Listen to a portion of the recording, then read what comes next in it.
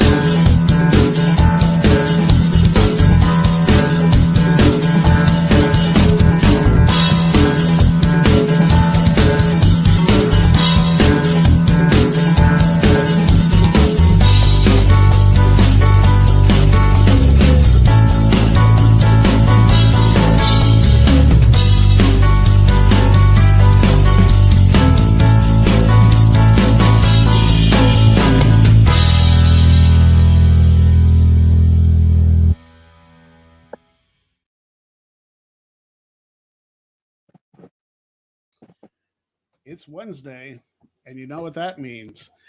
It's time for the Greg Cherry Show. Greg Cherry and Jeff Meacham, along with you. Canary will be joining us here in just a little bit. What's up, Jeff? You haven't been on the show for a few weeks. Rumors of my demise have been greatly exaggerated by my enemies and my ex-almost in-laws, but I am here. I'm happy to be here, much like the other Geoff, as they call it. We call them on NoDQ.com. Yeah, it's exciting to be here. I'm looking forward to Dynamite tonight, which I don't look forward to a whole lot anymore, but I'm here. I get to watch it after we're done today, and it is the hottest day of the year. I don't know how it is out there in with Yins, but it is hotter than heck here in Southern California today. We finally hit the 90s here in Santa Clarita, so. Well, we fortunately have our air conditioner installed. I'm in like the bedroom right now, so I have the AC on. I'm actually a little bit chilly, but I think I'll make it through. I would kill to be chilly. I've got a fan oscillating here, a fan here in front of me, literally blowing in my face to keep me from melting into a puddle here during the course of the interview, and then a box fan trying to blow the heat out of this damn house. So yeah, it's a grand old time. So one thing I do want to bring up is I mentioned at the end of last week's show, our interview with Danny, that we would be doing the reveal for the special guest for Jack of All Trades on the 19th. I have since spoken with you guys. I talked about the 19th on the show last week. I've since spoken with both you and Maddie that instead of waiting 2 more weeks to find out who the special guest is, we are doing that next week. So next Wednesday, along with our special guest, LJ, we will be revealing all 4 members of the Jack of All Trades party, as it were, to see who Chris Cass's first title defense is against. And there you see it. Featuring a former title holder in the WWE. And as you alluded to yesterday on Meech's Musings, it is not somebody who held the WWE Championship. I will clarify that. I will give that. Okay. Hint. Okay. Yeah, because I was saying, I don't know, but I'm not necessarily saying it is a former member of the WWE Champions Club from Buddy Rogers till Cody Rhodes. I was going to say, I almost forgot which one was which. I've been watching that little, good Lord. But yeah, it's okay. So it's not one of those gentlemen. Got it. Okay. Good to know at least that one. It is not a former WWE champion. So I will clarify that. That eliminates a few possibilities.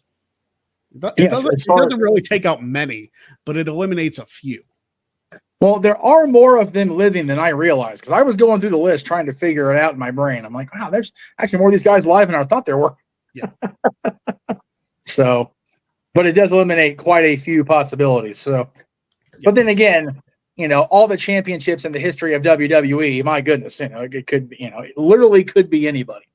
So. Dwayne is trying to ask what champion. I am not giving that away. No, I'm not giving you more. Like, that was already a big hint. Okay. Yeah, right. I have to keep something close to the vest. I've been holding on to this for 3 weeks. Okay. That's right.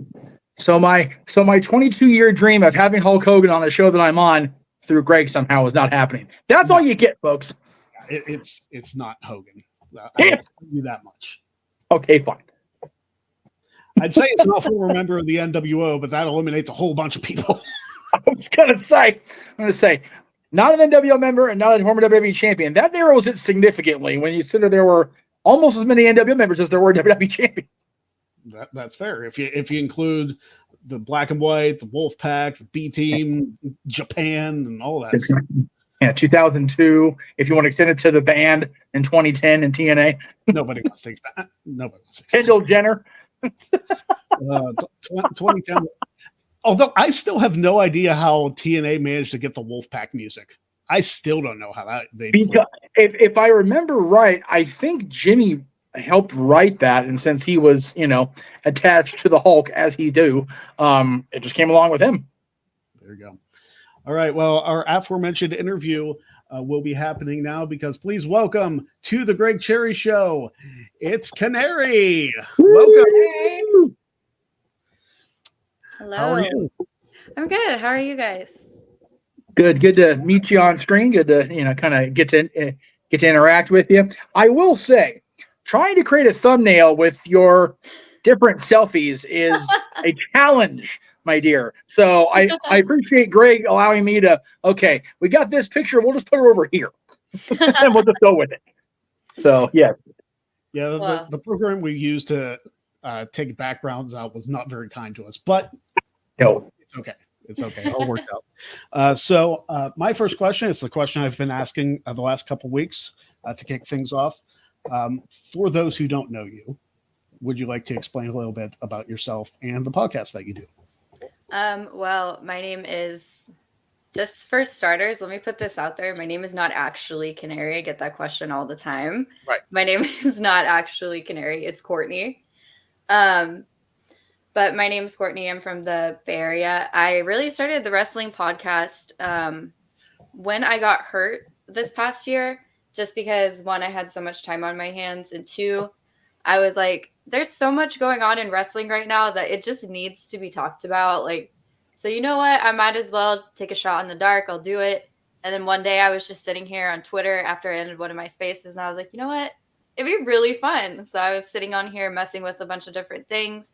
And then my friend sent me the app for podcasters, Spotify, and I've been using it ever since. There you go. It's funny how like people get into certain things, whether it's you do something for the first time or you have somebody else's friend. I know you do another podcast with Jazz, correct? That I do, yes. That's we do ours. So she has her own YouTube channel, the Are You Seeing This? And then every week or sometimes every week, I'll join her and we'll kind of run down what was happening on Monday Night Raw or something like that. And then Women's Knockout News is strictly about all women's wrestling, even though it is the world of wrestling. So men are going to be mentioned every now and then. But mainly it's about women, what they're doing, what they're trying to accomplish and stuff like that. And it was basically created just because women's wrestling in particular isn't talked about enough. And now we're seeing a lot more women have podcasts. A lot more women are super opinionated on it. And a lot of us just, we want to talk about it, and we're not going to be silenced when it comes to talking about it anymore. Exactly. Go ahead, Joe. I love to see that. I was a promoter, more creative guy than the actual promoter, but more than 15 years ago. So it's wonderful to see that women's wrestling is becoming talked about again. I'm sure you were more than overjoyed last week on NXT and then last night on NXT to see the crossover from Jordan Grace. I am looking forward to covering Battleground on Saturday. It's crazy to think that, you know, TNA, you know, has always been they'll be out of business in a year. They'll be out, 2 years, 10 years. Here we are, the 20th anniversary of Slammiversary coming up next month. And Jordan Grace is right at the head of that, this next, I guess, evolution. I'm not trying to, use WWE's terminology, but, the evolution of women's wrestling. She's right at the forefront. It's so cool to see that.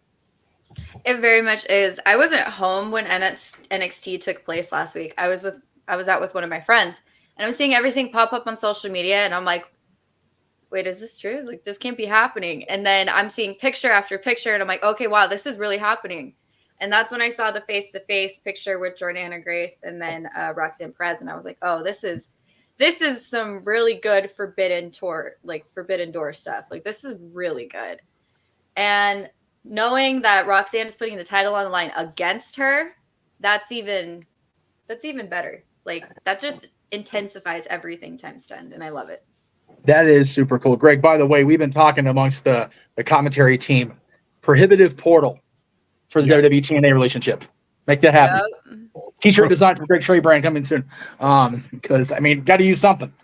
And there's a real possibility we could have WWE versus TNA throughout this year in the Survivor Series. So I think that's awesome. But you mentioned, starting your podcast. It's funny. I've been doing this for, over 21 years. And I really fell into the podcasting side of it, just pandemic. Nothing to do, bored, couldn't leave the freaking house.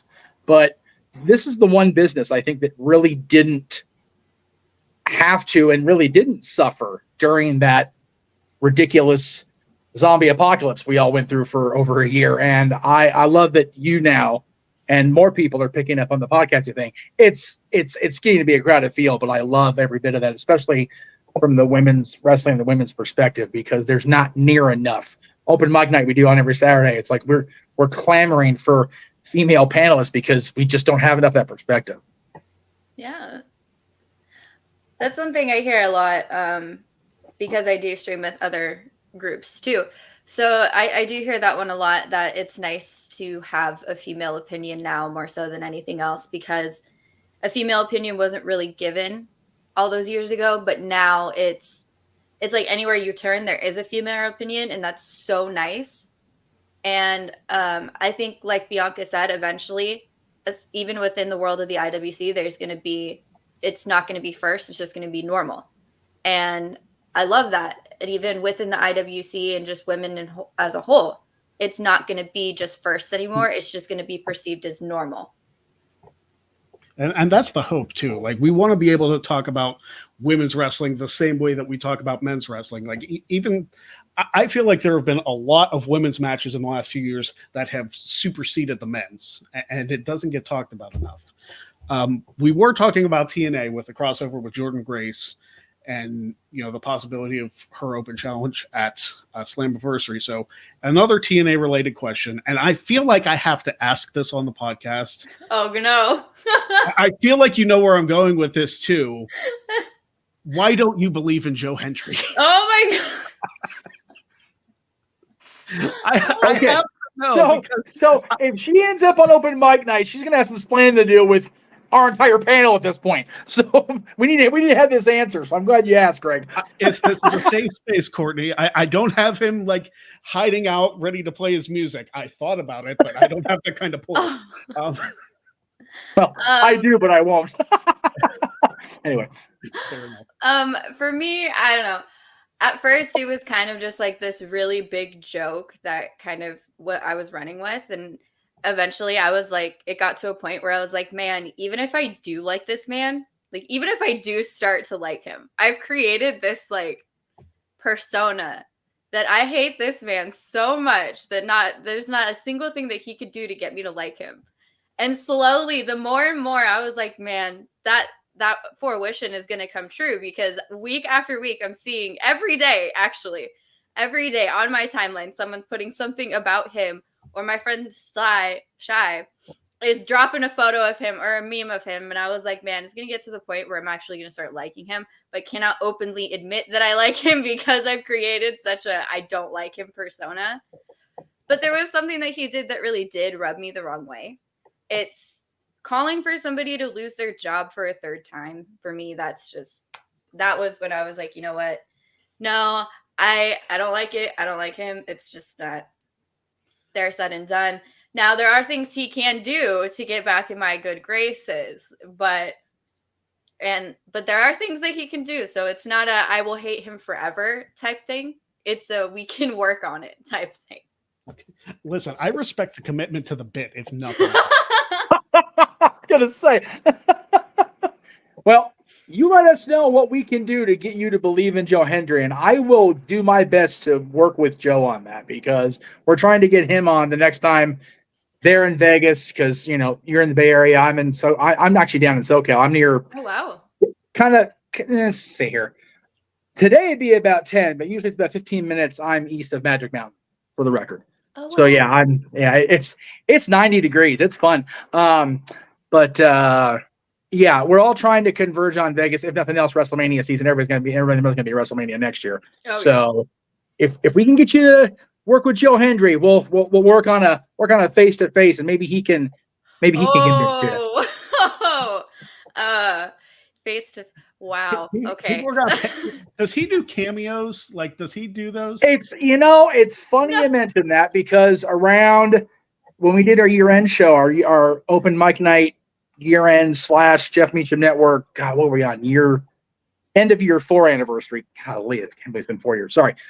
Brain fart there. We actually got Joe to do a cameo singing to Noah and Attila because we call them, instead of Joya, we call them Nola because Noah and Attila, they're our TNA commentary team. Oh. Right. So he sang the, I believe it. No, I believe it. He basically sang his song and included his dog in the cameo. So he made a friend out of me for life after that. So and we even got JJ, who was a steadfast, much like her, non-believer. He believes now. So we're working on it. We're working on it throughout the multiverse of media. We're working on it. Listen. One of these days we can afford the cameo for Mercedes. If she wants to bring the price down, I won't say no. If she wants to bring the price down, good luck. She's got to make that money. Well, I think being a champion, she warrants it at this point. Yeah, pretty much. Moving on from Joe Hendry, I just wanted to get that out there. You talked about women's wrestling. Who are some of your favorite women's wrestlers currently? Currently, Alexa Bliss will always be a favorite of mine, always and forever. But if I'm looking at new talent strictly right now, I'm going to go with Lyra Valkyria. Okay. Loved her in NXT. I love what she's doing on the main roster. I loved her showcase at King and Queen of the Rings in Saudi Arabia. That was amazing. My jaw was on the floor the entire time I was watching it. I honestly thought that was going to be a squash match and she was just going to be fed to her, but I was pleasantly surprised she held her own. The end of the match was a squash. Yeah, the end of the match very much was a squash, but quite literally. Yeah. The rest as a whole was pretty good. I like Kiana James showcase right now, what they're doing with her on Raw. I think that's pretty good. And I really love Naomi. Naomi is always going to be a favorite of mine. I watched her in Total Divas growing up, so she will always be a favorite. So it's nice to see her wrestling again, and it's nice to see her back on the WWE screen, even though she did great when she was with TNA and all the other promotions. I just think that WWE will always be her home, and she even said that. Very true. You mentioned Kiana James. I want to ask you from a female perspective because this kind of went around the last couple days. Mm-hmm. What are your thoughts on Natalya? Her contract's allegedly coming up, and there was a distinct negative take on her possibly going to AEW. And I'm like, for me, it's like, what existence do you live in where you wouldn't want an asset like Natalya, Natty Neidhart, on your roster, be it as a coach, a performer, whatever? She's long tenured. She's got that ancestry and just the mind for it. Where do you stand on Natty? One, I think Natty is always and forever going to be loyal to the WWE, no matter what. Just because that's where her father ended his career. I could be mistaken, so don't quote me on this. He was pretty much loyal to the WWE throughout his entire career too, if I'm not mistaken. So I know she does a lot of things by her father and how her father would, would he be proud? Would he like this? Would he not? Type thing, which I think is great. But I don't think Natty, just because of those reasons alone, and plus she's built her entire family, her entire life, like within the WWE, no matter like what she's doing, she's training the new talent. Do I believe she'll go to another promotion? Probably not. And I'll be incredibly shocked if she does. But if she does, good for her. I just think that the WWE needs to do more with her if they're going to re-sign her and have her re-sign that contract. I think they need to give her a heel run, not a babyface run. She needs a heel run specifically because, and I want that Nikki Bella feud. I want that type heel Natalya. Yes. Because that type of Natalya sold merch. She was on week after week. She had a mic in her hand week after week. She was talking to someone backstage week after week. Like they had heated like debates with each other, brawling backstage, like stuff like that. They need to do more with Natty instead of making her a jobber to all these newbies. Like have her lose every now and then, that's fine. But don't keep jobbing her out like they have been. Don't drop her down to NXT like they did and then have her lose like they did. Yeah. No. I think she needs more respect when it comes to airtime and stuff like that because she is a veteran. I think the only reason I'm not behind her as of right now is because I'm not seeing much from her. I'm the type of fan that has to see something from you in order for me to keep, and this is going to sound really bad, but it's honest. In order for me to kind of stay behind you, I need to see, what you're doing. It's hard to be a fan of somebody if they're not really doing anything, Mm-hmm. Yeah, a lot of, first of all, I want to bring up the Natty Nikki feud that you mentioned. Fantastic feud. So did I, yes. So good. And I think it did wonders for both of them. It really did. Being friends with both of them, they both told me at different times that they wish they could have had more runs like that. Not necessarily with each other, just more meaty feuds like that because there was just so much there. And they still, even then, weren't focusing enough on the women's division at that point. So they didn't get a lot. But what they got was gold. They did. And also, you brought up a good point, and I think it's not talked about enough. I feel like a lot of professional wrestling fans in general have a "what have you done for me lately" mindset. Mm-hmm. Because if you're not doing anything, like you said, it's kind of hard to get behind you. So can't really root for somebody if you don't see them constantly. I think that's a lot of people's frustration on now you should have the accolades of Charlotte. Pause. I don't know if Natty would get the accolades of Charlotte. Maybe a couple more title reigns. I don't think Natty would be a 14-time champion. But a couple more runs. She's had a tag team run, and her SmackDown Women's title reign was too short, in my opinion. Mm-hmm. Another story. But yeah, it's kind of hard to get behind somebody. Like LA Knight isn't doing a ton right now. So people are worried he's going to lose his momentum.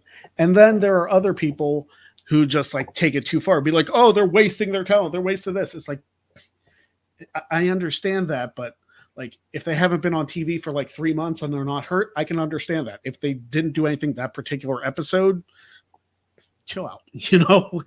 There's a difference. So I've also seen like the pin picture on your Twitter is of you and Charlotte. I take it you're a big Charlotte fan. I am. Very much so, but I am not going to lie. Keep her, Greg. Bring her back. I'm not going to lie, though, that the picture that was taken, that match, it was really hard for me to root for one specific person because I liked both of them. And this house show, all the titles were put on the line, I think, except for the women's tag team titles. Those were the only ones that weren't put on the line. This house show, every single singles belt was put on the line. So I got to see Seth Rollins with his championship. I got to see him defend it. I got to see Gunther defend his. And I got to see Io Sky defend hers. I don't think anyone else, Rhea, I don't think was performing though. No, she wasn't. But everybody had put their singles belts on the line. And at that match, it was Io Sky versus Charlotte Flair. And I was like, oh, this is going to be a tough match for me to call. And I was sitting there like this the entire time. Like, I was like, oh, I don't know where it's going to go. And I remember the two guys sitting next to me, they're like, oh, they're going to have her lose. They're going to have her drop the belt. And I turned, and I remember this specifically because I turned and looked at him with whatever voice I had left. And I said, it would make no sense to have her drop it at a house show just to re-win it on TV in 3 days. And he looked at me like, I'll never forget that moment because it was really funny. But within that match, I was just like, man, I dreamed about a moment like this my entire life since I started watching it. I dreamed of, meeting a superstar. And I remember asking for that photo. I was so scared. I was like, I was convinced. I'm like, the security guard is going to tell me no. Like, they're going to say no. And he's like, yeah, sure, go. I'm like, oh, thank you. She was super sweet. She was super nice. She called me queen. I will never forget that. So nothing anybody could ever say could ever make me hate her. I'm sorry. There you go. Jeff, you're up next. Challenge thrown out there, JJ, because JJ, my main co-host on my channel and in general, not a Charlotte Flair guy for sure. But so current favorites we talked about.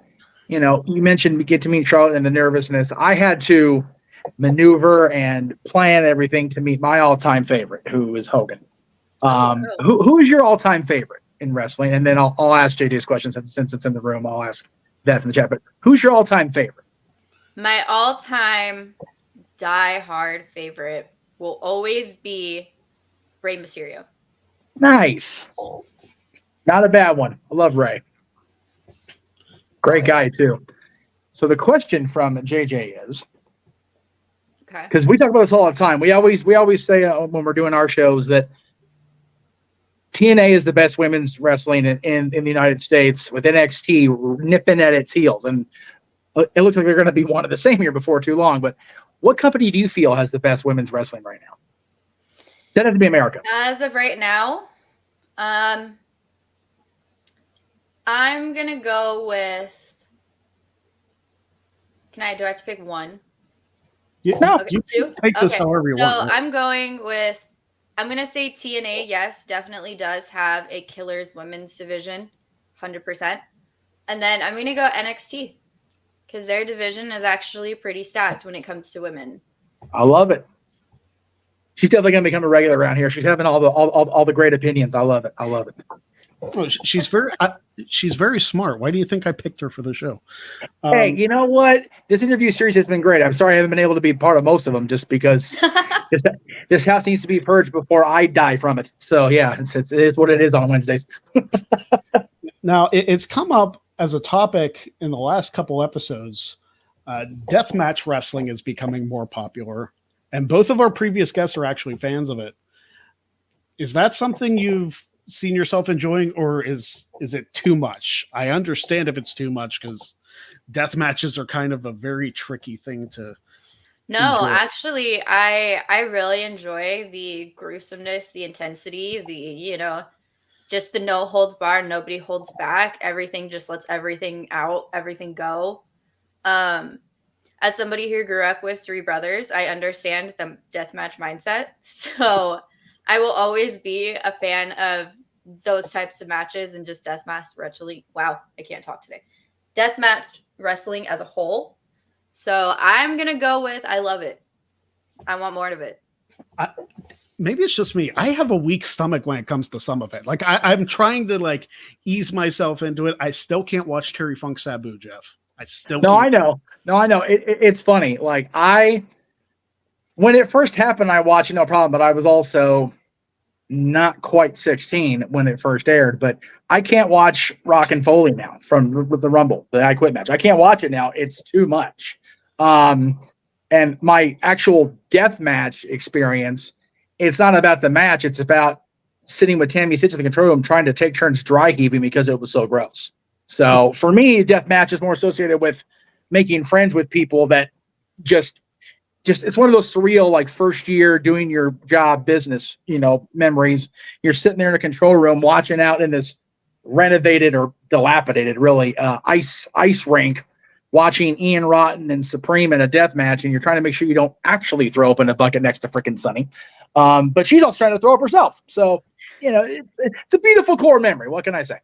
Death matches, like, you and I are definitely in the same category now. Like, I can't handle them anymore. Like, it was tough watching Anarchy in the Arena. It really was. Wow. And I thought a lot of it was unnecessary. But then talking to somebody who had on your show recently, Willow, she loved it, and she loves deathmatch wrestling too. So it's just like, okay, I'm not gonna go against the grain. I'm good. I also grew up with a dad who played incredibly physical sports all the time and was constantly getting into fights all the time. So I'm not like a stranger to blood or having somebody throw like several punches back to back to back to basically try to do that to somebody. I'm not a stranger to that. My dad played hockey when I was growing up. So you already know what happens when someone plays hockey. Like, fights are going to happen, the gloves come off, everything. So I'm more accustomed to like that type of stuff. So here you go, Bay Area. Have you always lived in the Bay Area? Yes, most of my life. Okay, so are you a Sharks fan then? Yes. Okay, King season seat holder. So let me just get that out of the way right now. But thoughts on Pavelski retiring and not getting the cup? I'm so bummed for him, man. One, I think he should have gotten the cup, especially before he retired. But yeah, he had a fulfilling career, so I mean, props to him. Yeah, freaking Edmonton ruin everybody's freaking playoffs. Can't just have Dallas be in the finals, bastards. Anyway, I was gonna say, should I apologize for the 2016 Cup? Oh God, no, because you know what, I wasn't rooting for the Sharks at that point either, because they're a Kings rival. I was rooting for the Berg all the way on that one. But yeah, for her, yeah. At that point in time, though, I was rooting for the Bruins because my dad was. And he never it was always like Boston teams. So I grew up with all of those. I grew up with Patriots. I grew up with the Bruins, the Red Sox. No. Like, I grew up with all of those, like the Bruins. I grew up with those sports. Oh, so last week we had Danny with Alabama, and this week Courtney with Boston. This is why we need production meetings, Greg. My heart hurts. But yeah, my bad. I opened up Pandora's box on that one. My bad. You did. I totally did. It's fine. Growing up a sports fan, growing up with three brothers, like, getting into wrestling seemed like it was pretty easy to do. When did you start watching wrestling? I really started watching wrestling when I was a kid. Okay. It was because my dad would watch it every Monday and Friday or Thursday, whenever they would, because I know they would move SmackDown from Thursdays or Fridays sometimes. Yeah. It really started when I was around like 4 or 5. Like, I remember walking downstairs one day and getting some water, and I looked in the family room, and my dad was watching, I think it was Raw. And I had remember seeing, I think it was Triple H I don't remember who he was like wrestling, but at the time I had watched him give a pedigree, and I was like mesmerized. I remember holding the cup of water in my hand and just like staring forward at the TV, and my dad's like, and I'm just like in amazement, and he's just like, Court, do you like this? And I was like, that was cool. I just remember being like so mesmerized by it. And then I saw Kelly come on my screen for the very first time, and I was like, oh my gosh, girls do this too? And I was just so happy and so excited. And after that, I really tuned in. And then I remember watching my very first match through and through was Rey Mysterio's match. And that was when I became a diehard fan of his. That was the very, very first wrestling match I ever saw, like full through and through, not just a move. It was Rey Mysterio. And that was when I became a huge fan of him. And I remember sitting down every week. So much so to my mom even got into watching it again too. It's always nice when you have somebody to watch it with. See, Jen, I think, deals with it, quite honestly. Right. Right. My family too. You know that. Yeah. But that's awesome that you had something to do with your mom, dad. Go ahead, Joe. If you're so, I'm not going to be.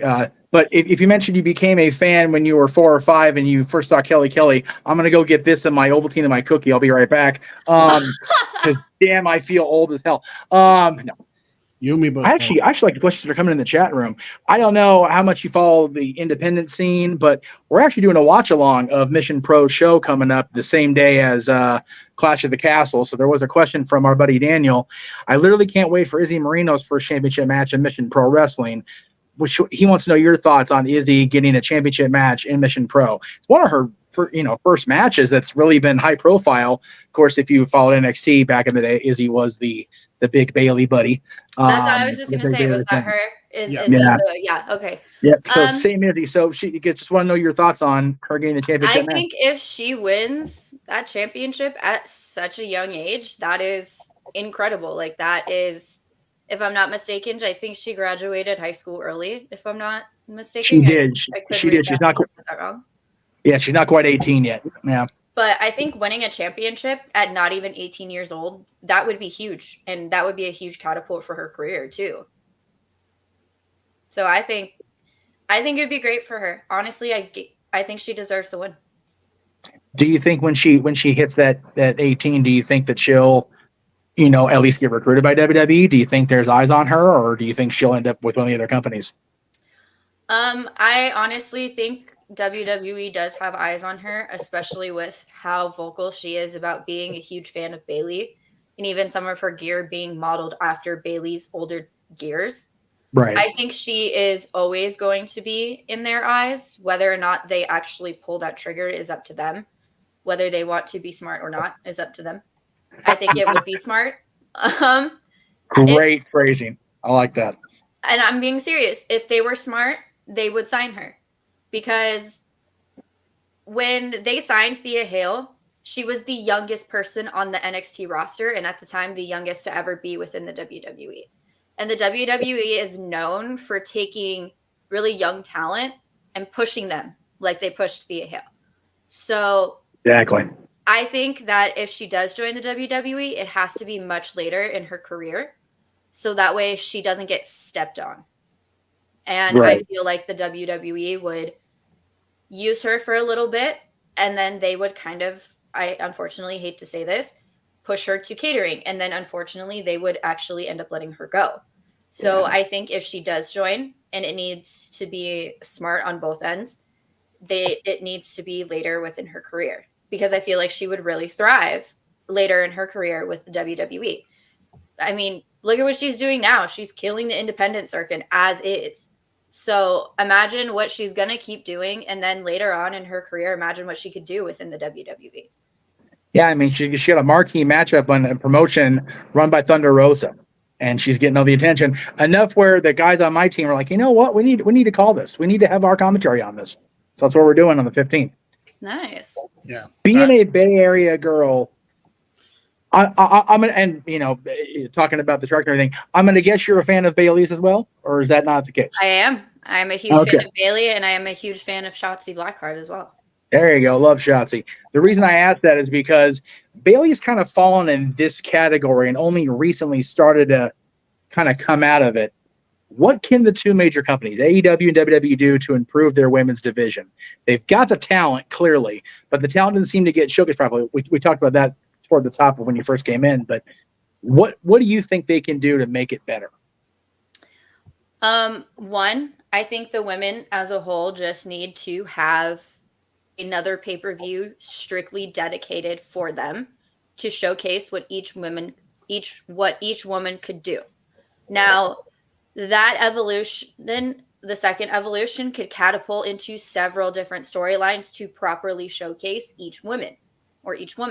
Right now, within the WWE, they need to take women out of these male-dominated factions or present her as the strongest one within that faction, and they answer to her, not the other way around. And that's what I'm seeing more so now, is they will present women in the forefront of a faction, like they're powerful and the men answer to her. But then they'll slowly start going 7 different ways with that, and she's now doesn't have control over them, and then the group goes to absolute hell. Pardon my French, but women need more intense storylines. Women need, I don't want to say like a supernatural aspect, but there needs to be a lot darker of an aspect to it, because there's too much black and white when it comes to it. And there needs to be a fine line of gray within between there. And there's not. It's either you're good or you're bad. You're nowhere in between. But with the men, you have, oh, he's good, he's bad, but we have them who kind of teeters in between of being a heel and a baby face at the same time. And those people are the best because they're so intense and you never know what version you're going to get. So in order for the WWE to make it better for women, they need to have better storylines. They need to have better presentation. They need to, and this is going to sound really harsh, they need to stop half-assing it with these storylines. They need to sit down for a week or 2 and plan out a storyline ahead and not do 180s one day before a show is supposed to take place. And that's what they're doing. Or even going as far as to change it on the day of. It needs to be more organized, and these storylines need to be more thought out.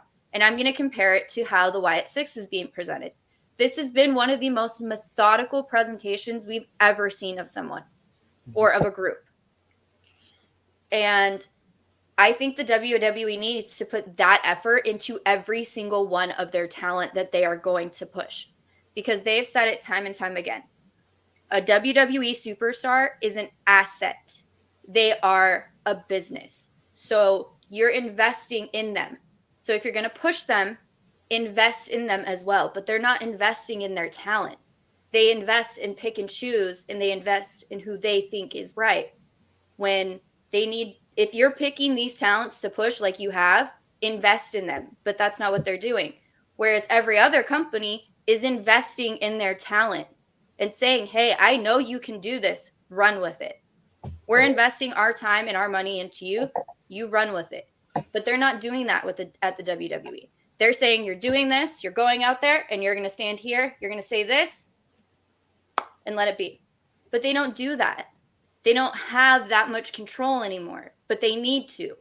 So that's what I think. I think they need to invest more in their talent. It's a good answer. I love it. We have another question in the chat. This one from Dwayne asking, do you think Julia is going to be bigger than Asuka like they're hoping for?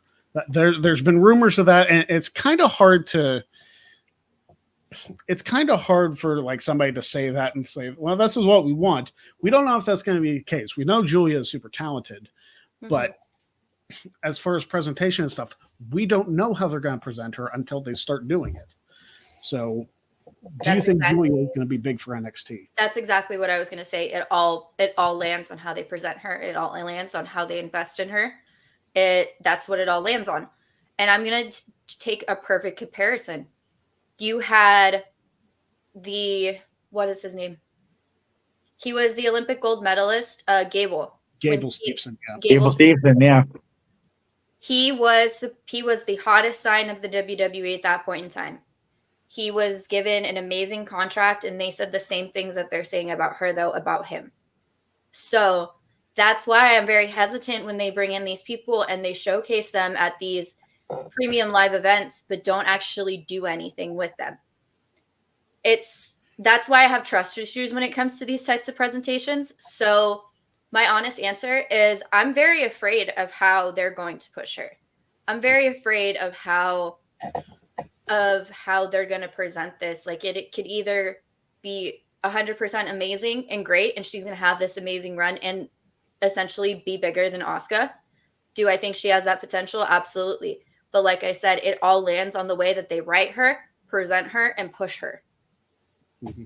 I think the difference between Julia and Gable Steveson is Julia's been doing the professional wrestling for a number of years, and Gable Steveson, yes, an Olympic gold medalist. They were hoping it would be the next Kurt Angle, but Kurt Angle picked up on it almost instantaneously, and Gable still never did. That's why he's with the Buffalo Bills now, which is also cringeworthy. A guy doesn't have any football experience, so let's throw him on an NFL team. Like, it's just because you are an athlete doesn't mean you can do all athletic things. That was very true. Unbelievable.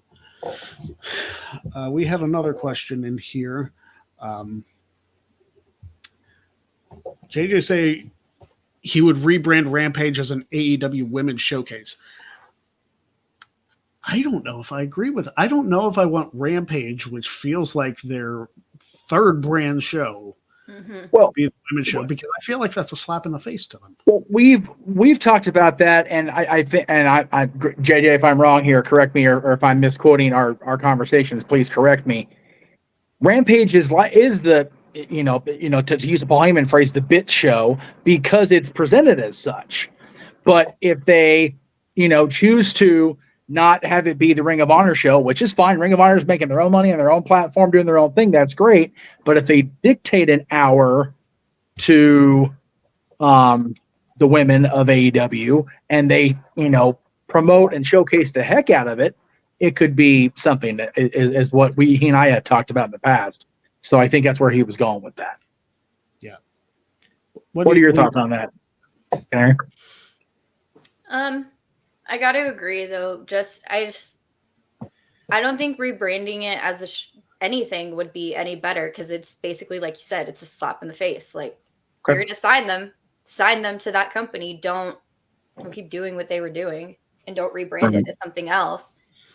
Because I'm just thinking of it as if I was that wrestler and I'm being told, hey, you're going to be signed to this show and you're going to be doing these things. Oh, psych, never mind. We're going to drop you down to our sister company and then our sister show.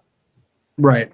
So that's when I think about stuff like that, I put myself in the wrestler's position. Like, how would I feel if someone was like, oh, psych, never mind. We're just going to bring you to somewhere that's rebranded anyways. Like, no. That makes sense. If I can make the comparison, I feel like, Dynamite is Raw, Collision is SmackDown, Ring of Honor is, AEW Dark, and Rampage is WWE Superstars. That's basically why I compared it. Yeah, or main event or whatever it's called now. Yeah, main event. I guess that's what it is. Sorry, I was trying to look up. Right there you go. I was trying to look at the name of the women's Olympic medalist, Tamara Mensah, because we talked about Gable. The difference in introduction has been leaps and bounds different. You mentioned it, Canary, as far as showcasing Gable to the world and then doing nothing with him. Tamara literally debuted at an NXT house show. And I only found out about it because Ryan Katz, who's a producer for WWE and also a friend of mine, happened to talk about it on his Facebook page. Otherwise, I had no idea. That's how you do it. You sign somebody and you send them in under the radar. That's what they did with Kurt. Exactly. He made one appearance on, I think it was Heat with Tiger Ali Singh. He had a dark match with Owen Hart, ironically enough, prior to a Raw or a pay-per-view before his debut, before Owen's passing, obviously. But and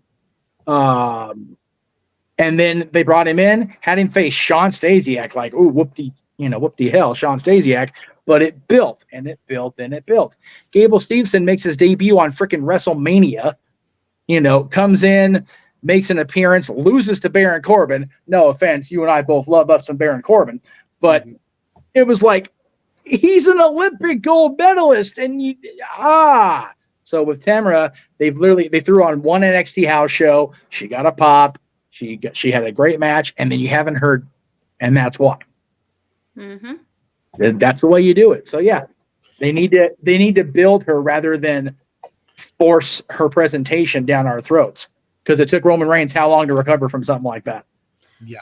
If they build her the way that they built Jade, then I think Right. it's going to be huge. I think she'll be huge. If they build her the same way or similar, maybe not the exact same way, Right. but similar to how they pushed Jade and presented her to us, like having her make these cameos and like these really nice cars with really nice clothes like Jade did, you know, and then have her sit in like skybox seats or like the best seats in the house type thing. Like do that, present her that way. Because if you're going to present her like she's going to be the greatest of all time as a sidey, then make us believe that. You're not making us believe that. Like as an audience, I'm not believing that she's going to be the greatest thing. You have to present that to me. Present to me like she's going to be the greatest thing in the world, that I'll believe you. But if you don't, I'm not going to believe you. Or, you know, with her Olympic background, maybe go for, I was thinking the opposite direction, like have her, you know, be in the crowd like they did with Kurt, and have her, you know, show up to visit friends at the show and, you know, kind of quasi get punked out by the heels and then eventually work it in, but not for like a year at least. Yeah. Because I'm pretty sure they signed Kurt in 98 and we didn't see him on TV until early 99 for Heat. So it's got to be a slow burn, as the kids say. Let it cook, because otherwise, forget it. I know. I'm here. Wait, hang on. Let it cook. Let me lean now, my king. Yeah, they have to do something different, and that was the point you made earlier about the entire women's division WWE. They have to put more emphasis, and not just the women characters either. They have to emphasize everybody. They want us to believe, to your point, that they're the greatest, that they're going to be the greatest thing. They have to make us believe that, because these people we've never seen before, it's like, okay, who are you? You're not, you know, John Cena. You're not Randy Orton. You're not Roman Reigns. You're not Charlotte, Alexa. Who are you? Yeah, exactly. Anyway, I rambled. Sorry about that. No, it's okay. Steering away from wrestling, because we like when people have like different interests and whatnot, and we have that on this channel. We have this show, obviously, which is kind of a melting pot of a bunch of things. We have Jack of all trades, a wrestling game show. We have Luck at the Draw, or a Nickelodeon game show. You know, what are some other interests besides wrestling and sports that you have? Well, I love to work out.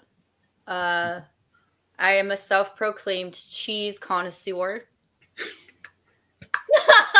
She's just making my day on this interview, Greg. I mean, gosh, you're a hockey fan, a young wrestling fan, a cheat. God, I'm in trouble. Let's see what else. I like to read. I especially love to read classics like To Kill a Mockingbird, The Great Gatsby, Catch-22, Catcher in the Rye, stuff like that. My favorite book actually is The Great Gatsby. Nice. I love all the symbolism in it. I love, you know, I love the good old love triangle. Like, who's she gonna pick? I love the, you know, meanings behind every single one of the parties that he would throw. It was so that, you know, Daisy would come home, basically. Mm-hmm. I love just all of that. I love reading. I love literature. I love listening to music. I love gardening sometimes if it's not too hot. I've been slacking on that. That's okay. It's hot. It's hotter down here, so I feel that 100%. Yeah, it's really hot up here. It's 83 and windy outside right now. Ooh, 83 in the bay is rough. Yeah. It's dry. Yeah, exactly. It's that dry California heat, but it hits and it sticks, and it's So being a fan of literature, and you mentioned The Great Gatsby, do you think the movie held up to the book? Yes, I did. I thought both movies, actually, both the original and the remake version, held up very well. There are some parts that I was like, you know, this is very much dramatized and just stuff like that. But I was like, you know what? The cast they chose for it was absolutely perfect. I thought the girl that they chose to pick, Daisy, emulated her perfectly. Really, I don't remember the actress's name, but I thought she did absolutely amazing. You know, in the book, she's very, I wouldn't say depressed, but she's like borderline there. Like, she's not happy with her life. Doesn't necessarily want to be a mom, but, you know, she does love her daughter. She doesn't necessarily want to be married to her husband, but, you know, she is, and she does stay married to him and just stuff like that. And I thought the actress that they got to play her emulated all of that perfectly. Just caught the what could have happened with him and I if I never married him type thing. And then I just thought Leo playing Great Gatsby was absolutely perfect. Like, he played the liar so well. Like, I loved him ever since I saw him in Shutter Island. It wasn't Titanic for me. It was Shutter Island for me. That was where I really fell in love with Leonardo DiCaprio, was Shutter Island. How that guy didn't win an Oscar before he did just blows my mind. I will never understand the Academy on that. I don't get it. I never will. Everything's a work. Very much. You're up, Jeff. Great follow-up question on the cheese thing, because I knew he would ask, because JJ's very much a cheese lover as well. What made you a cheese connoisseur? Because I swear to God, don't laugh at him, but he can pinpoint his cheese obsession to Monterey Jack from Chippendale Rescue Rangers. Great Disney take. Thank you for that, by the way. Love us some Rescue Rangers here at the Multiverse Media. It was the melted cheese that they had in Beauty and the Beast. That was when I really fell in love with like cheese, because I remember asking my mom every time I'd watch it. I was like, Mom, can I have cheese? And she'd just hand me like whatever cheese we had in the house. And then I remember as I was growing up, I was like, I would be at like family parties, and they would always have like this variety like platter with different cheeses or different vegetables and stuff like that. So I remember picking one up of every single one time and just going down to sit at the table. Just didn't have a conversation with anybody, didn't socialize, didn't do anything. You know, very me. We just went, got the cheese, sat at the table with the little, like, I think it was toothpicks inside them, and I'm just picking one up one by one, eating them. Yep. And I remember having a little piece of paper next to me and rating it on a scale of 1 to 10, 1 being the worst, 10 being the best. And each one was in 3 different categories, from taste to texture to general cheesiness and like how it tasted. That's tremendous. Oh, I love it. All right. Cheese was like the Rumbles a couple of years ago. Right. All right. So here it is.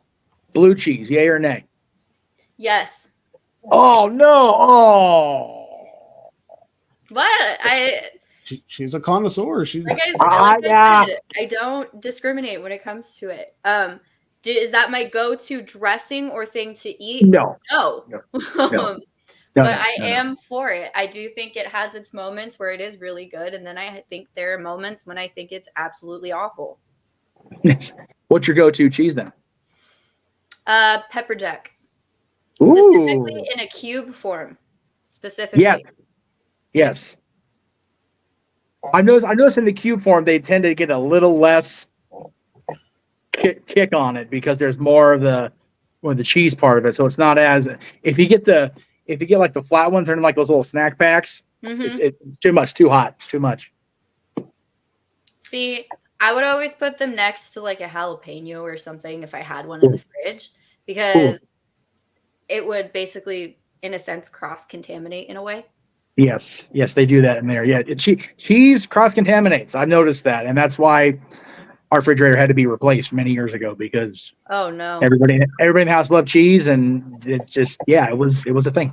Yeah. All right. Well, on that anyway, that was a weird way to end that conversation. But anyway, it's a weird way to end the show. Be like, hey, my refrigerator had to be replaced because it was full of because the cheese just got too much for everybody. That's right.